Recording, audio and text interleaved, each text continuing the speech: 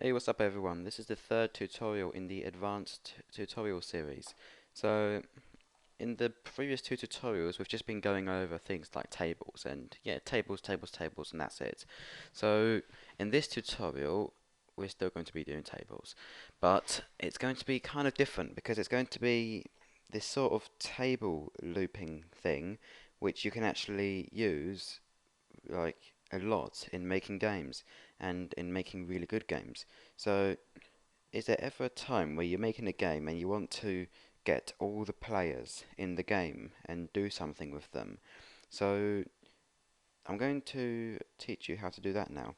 So, this tutorial, I'm just going to be teaching you tables, looping through tables, but in a better way, and also working with models and model inbuilt functions. So let's just get started instead of like having me rambling on and on and on. So okay, let me just zoom in. Right, right. So let me just make a few lines in the code. I just like to make tons of lines, and let's start. Let's begin. So I'm going to first off make a model, and for that I need lots of parts. Now, hold on, let me make a red part, copy that, and I actually want to have a different color for each part because I'm just a bit fussy today. Okay, there's no actually need for me to change the color of each part, it's just that, you know, I just want to, and that's the only reason. Okay, so now all the parts are different colours. But, so the colours may be different, but the only thing that's the same, well, there is many things that are the same, they've got the same size, everything, but they've also got the same name. And just to let you know, I've just anchored all of them so that when we click play, they're not going to just fall away. Okay, so they've all got the same name.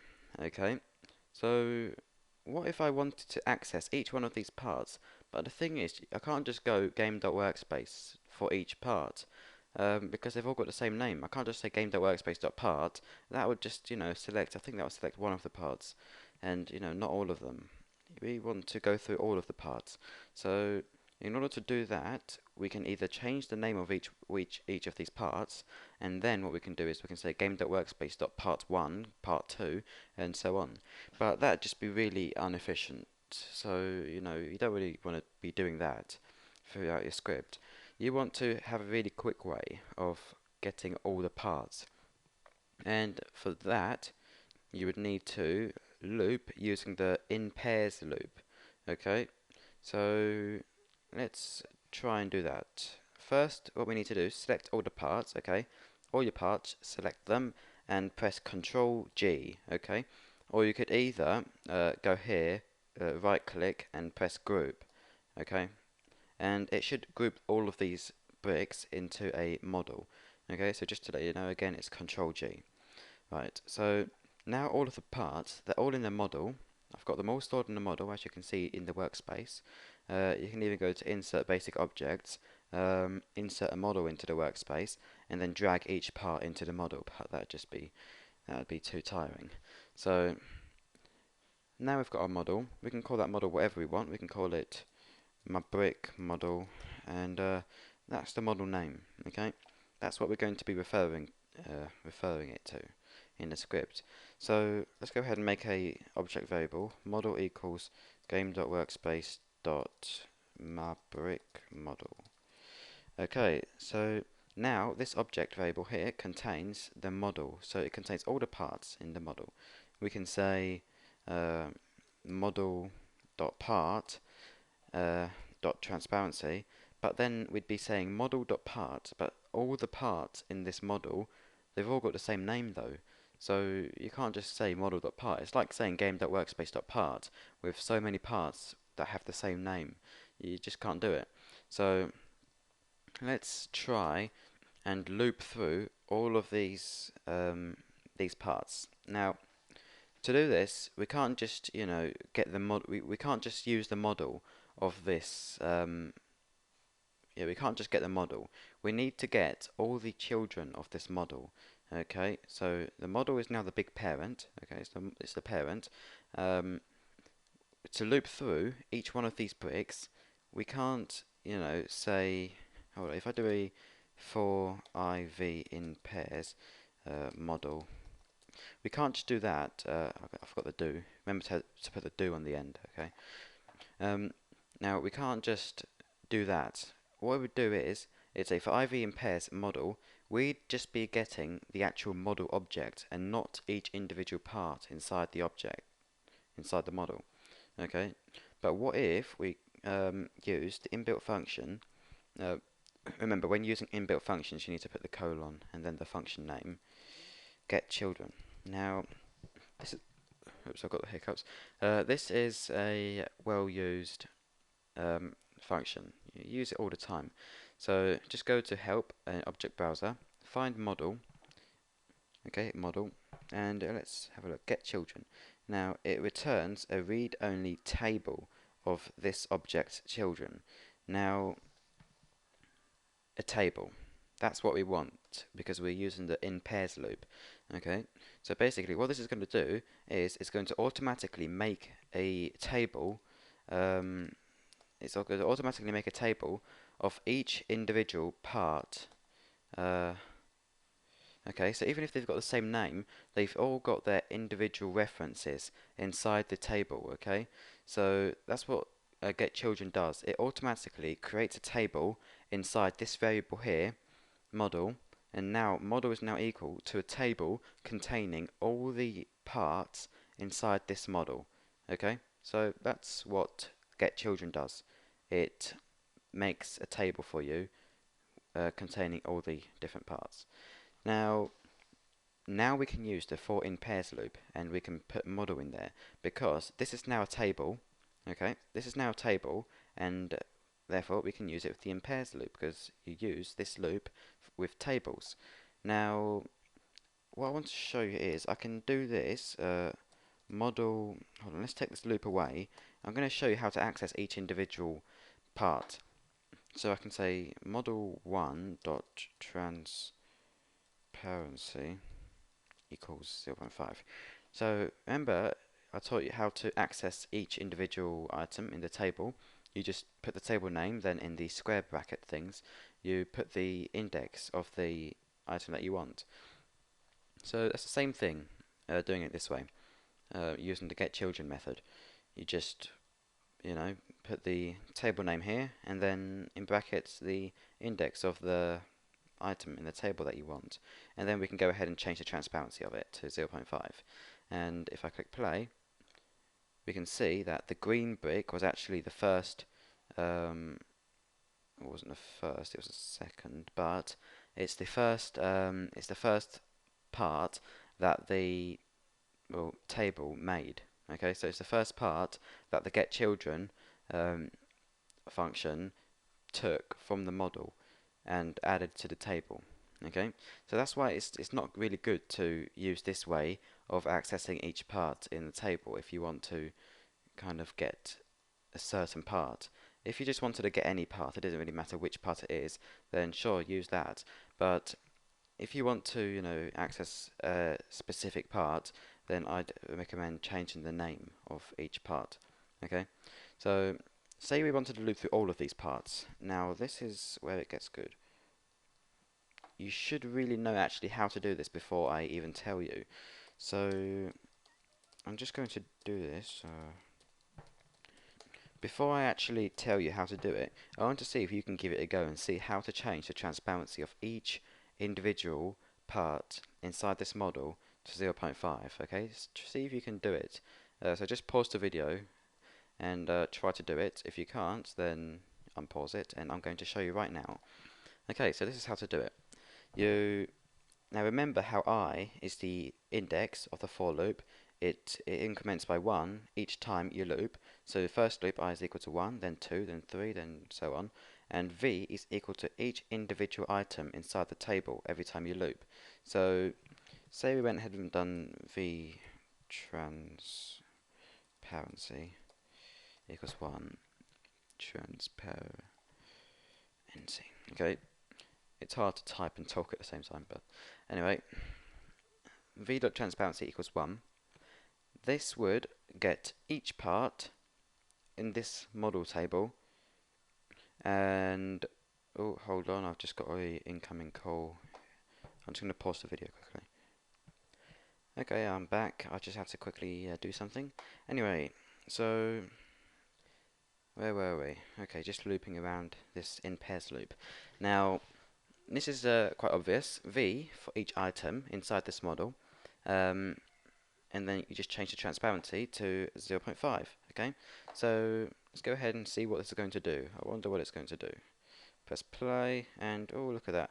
All the parts went transparent by 0.5. So this is great practice for using with models. Just use this loop here in the GetChildren function, and you can loop around all the items or all the parts or objects inside a model. But say you had maybe some of them were, say you had some scripts inside this model, you have some humanoids inside this model, and some models inside the model. You couldn't just, use v.transparency on each one of them, because a script doesn't have a transparency property, neither does a model itself. So you'd have to figure out a different way of doing that. Actually, I might just tell you now. This probably will be a long tutorial though. So just say if v is a model. Oh, hold on. It's giving me the American keyboard layout. I don't know why. Yeah, I've got the American keyboard layout set. Anyway, if v is a model, then okay. I mean, no, not a model.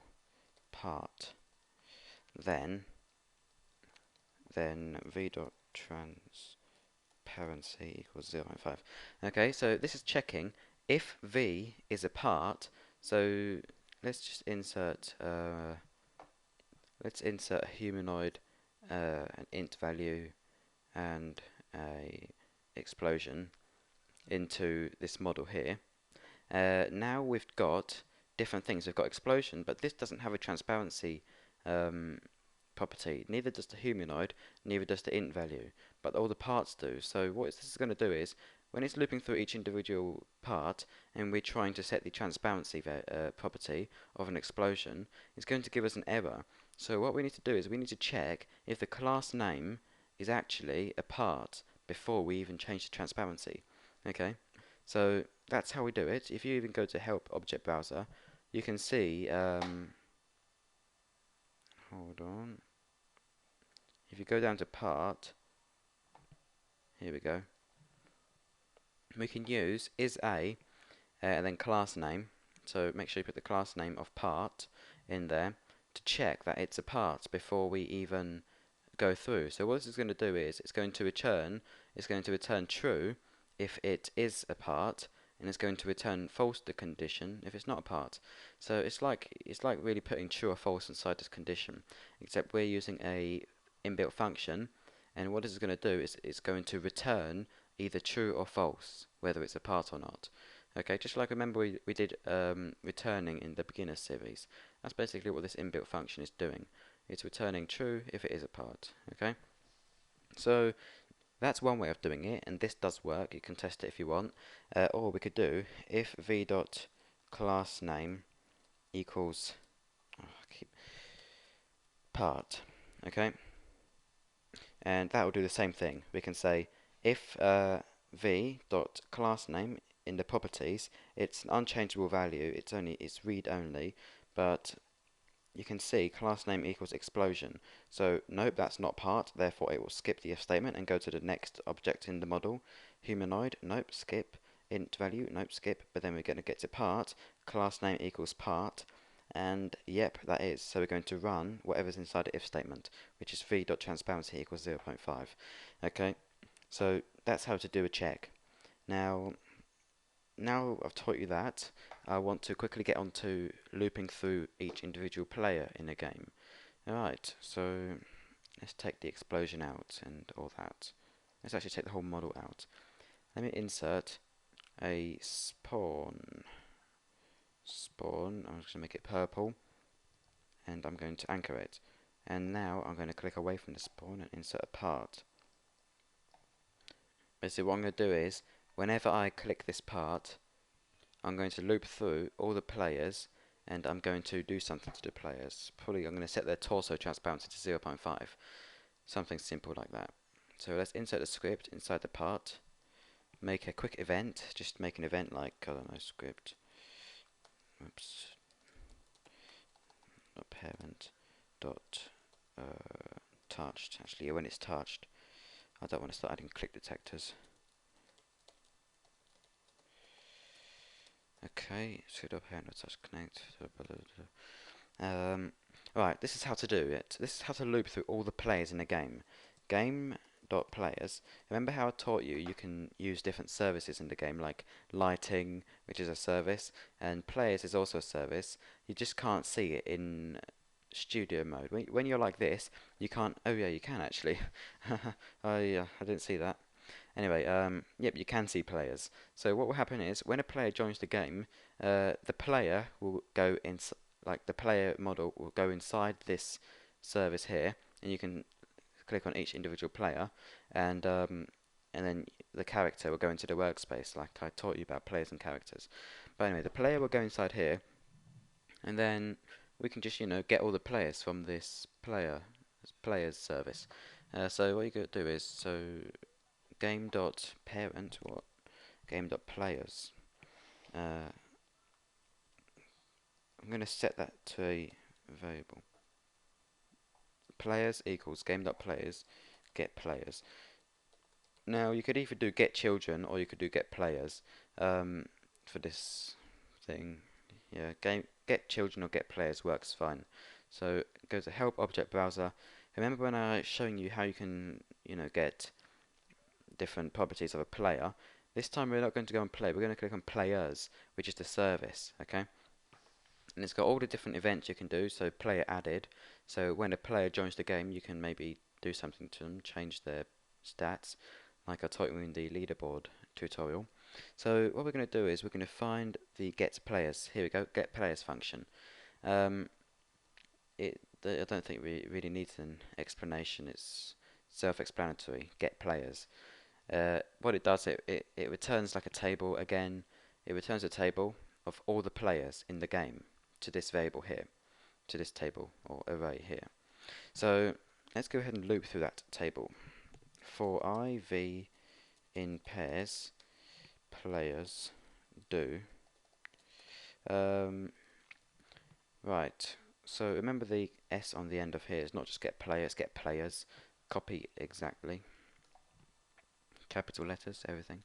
And v dot character dot torso dot transparency equals 0.5. Okay, so I don't think I've taught you the character property of a player. Let's take with a player, you can access the actual character of the player just by doing the player dot character. So if you go to help object browser, click on player, and you can see character is a property, and it just gets the character model from the workspace. So V is now the actual player inside this players service. Okay, so this is one way of doing it, putting players inside here, or you could get this here, game.players.get players, and then stick that inside here, and it does the same thing. What it does is, for IV in pairs, this here is a table, okay? Whatever goes inside these two brackets here, the in pairs loop, has to be a table. So this, what I've highlighted, is a table because we've put the inbuilt function of get players inside here, and what this does is it returns a table. Okay, so what we're doing is we're just returning a table to this bracket in the in pairs loop.